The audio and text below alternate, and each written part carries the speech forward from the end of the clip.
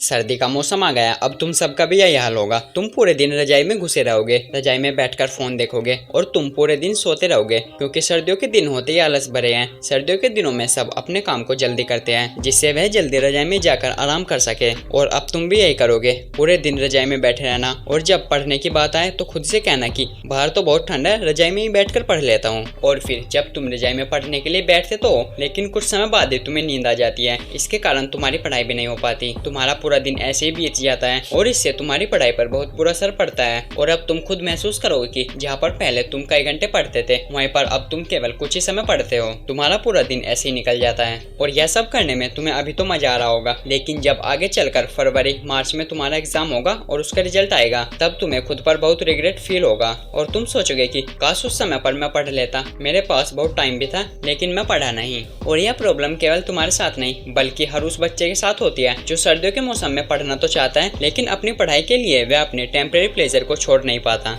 तुमने भी यह जरूर नोटिस किया होगा कि ठंड के मौसम में हर कोई आलस से भरा रहता है। सभी देर से उठते हैं, देर से नहाना और अपने काम को डिले करना। लेकिन सर्दियों के मौसम में हमारे साथ ऐसा क्यों होता है, तो चले जानते हैं इसके पीछे के साइंटिफिक कारण। सबसे पहले effect of melatonin and serotonin. Melatonin एक नेचुरल हार्मोन है जो हमारे ब्रेन में पिनल ग्लैंड से बनता है। इस हार्मोन का काम हमारी बॉडी के स्लीप साइकिल को कंट्रोल करना है। यही हार्मोन डिसाइड करता है कि हम कब सोएंगे और कब जागेंगे। सर्दियों के मौसम में अंधेरा जल्दी होता है, जिसके कारण सर्दियों के दिन छोटे होते हैं और रात लंबी होती है। तो जैसे ही बाहर की धूप कम होने लगती है, तो हमारी बॉडी में यह हार्मोन रिलीज होने लगता है और हमारे ब्रेन को यह सिग्नल मिलता है कि अब सोने का समय हो गया है। और यही वजह है कि सर्दियों में हमें बार बार नींद आती है, चाहे हम कितना भी सो ले। हमारी बॉडी में जब ये हार्मोन बढ़ता है तो हमारी बॉडी का एनर्जी लेवल कम होता है, हमारा मूड डाउन होता है और हमारा ब्रेन रेस्ट मोड में चला जाता है। और इसलिए हम ठंड के मौसम में खुद को लेजी और इनएक्टिव महसूस करते हैं। सेरोटोनिन ये हार्मोन हमारे मूड, नींद, भूख और एनर्जी लेवल को कंट्रोल करता है। जब हमारे दिमाग में सेरोटोनिन बैलेंस रहता है तो हम खुश, एक्टिव और पॉजिटिव महसूस करते हैं। लेकिन जैसे ही इसका लेवल कम होता है, हम थके हुए, सुस्त और कभी कभी उदास भी महसूस करते हैं। ठंड के मौसम में हमें धूप कम मिलती है और धूप से हमारी बॉडी में सेरोटोनिन रिलीज होता है। तो जैसे ही सूरज छिपता है या धूप कम होती है, तो हमारी बॉडी में सेरोटोनिन का लेवल कम होने लगता है। सेरोटोनिन कम होने का मतलब है कम मोटिवेशन, ज्यादा थकान और मूड डाउन होना।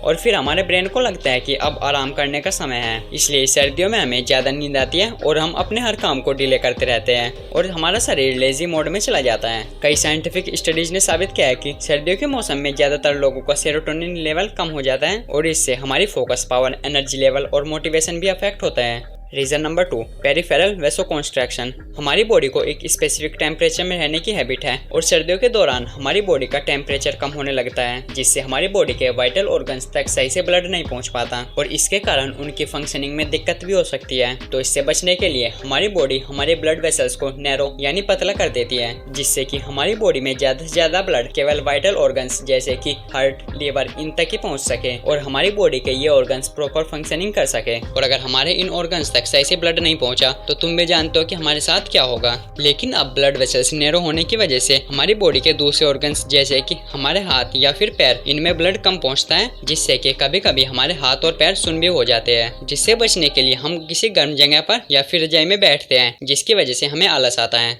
हमने यह तो देख लिया कि कैसे ठंड का मौसम हमारे लिए बहुत सारे चैलेंजेस लेकर आता है, लेकिन वहीं पर ठंड का मौसम हमारे लिए बहुत फायदेमंद भी साबित हो सकता है। तो चलिए जानते हैं कि तुम कैसे इस ठंड के मौसम को अच्छे से यूटिलाइज कर सकते हो।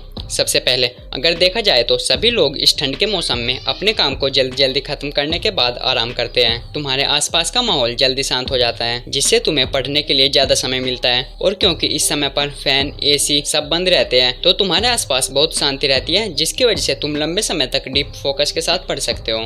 तुम्हारे मम्मी पापा, भाई बहन सब जल्दी सो जाते हैं, तो अब तुम्हें डिस्टर्ब करने वाला भी कोई नहीं होगा। इस मौसम में सब अपने काम को छोड़कर अपने कंफर्ट जोन में रहते हैं। लेकिन अगर तुम इस समय पर अपने कंफर्ट जोन को छोड़कर अपने काम पर फोकस करते हो, बिना किसी के कहे खुद पढ़ने बैठते हो, तो यकीन मानो कुछ समय बाद तुम उन बच्चों से कहीं आगे होगे जो इस समय पर एंजॉय कर रहे हैं। तो अब इस वीडियो में मैं तुम्हें कुछ ऐसी प्रैक्टिकल साइंटिफिक टेक्निक्स बताऊंगा जो तुम्हें इस रूटीन को फॉलो करने में बहुत मदद करेगी और तुम्हारी काम टालने की आदत को डिसिप्लिन रहने की आदत में कन्वर्ट कर देगी। Technique number 1, 5 minute rule. जब भी तुम पढ़ाई करने बैठते हो तो तुम्हारा मन तुमसे कहता है कि बस आज नहीं, कल से शुरू करूंगा, या फिर थोड़ा मोबाइल देख लूं फिर पढ़ लूंगा। जब भी तुम फोन फोन देखने बैठते हो तो कभी भी तुम खुद से यह नहीं कहते कि मैं 1 घंटा फोन देख रहा हूँ फिर पढ़ लूंगा। अक्सर हम खुद से कहते हैं कि बस 5 मिनट फोन देख लेता हूँ फिर पढ़ूंगा, और तुम्हारे ब्रेन को लगता है कि केवल 5 मिनट ही तो फोन देख रहा है और वह इसके लिए एग्री हो जाता है। लेकिन वह 5 मिनट कब घंटे 2 घंटे में बदल जाती है तुम्हें पता ही नहीं चलता। लेकिन अगर तुम खुद से कहोगे कि मैं 1 घंटा फोन देख लेता हूँ फिर पढ़ूंगा,